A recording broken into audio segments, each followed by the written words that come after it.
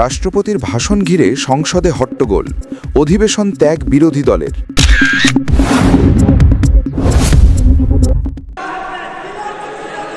সম্মানিত সংসদ নেতা,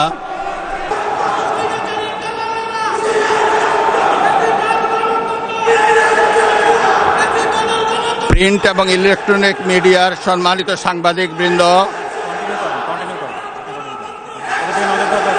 আপনাদের সবাইকে জানাই আন্তরিক অভিনন্দন ও শুভেচ্ছা।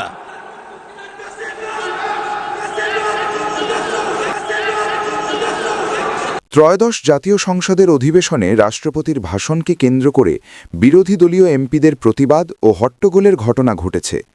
বৃহস্পতিবার ১২ মার্চ বিকালে রাষ্ট্রপতি মোহাম্মদ শাহাবুদ্দিন ভাষণ শুরু করলে বিরোধী দলীয় নেতা ও জামায়াতের আমির ড শফিকুর রহমান প্রথমে না না বলে আপত্তি জানান। পরে বিরোধী দলের অন্য সদস্যরাও আসন ছেড়ে প্রতিবাদে অংশ নেন। এক পর্যায়ে তারা অধিবেশন কক্ষ ত্যাগ করেন। এ সময় সরকার দলীয় এমপিরা টেবিল চাপড়ে রাষ্ট্রপতির ভাষণকে স্বাগত জানান।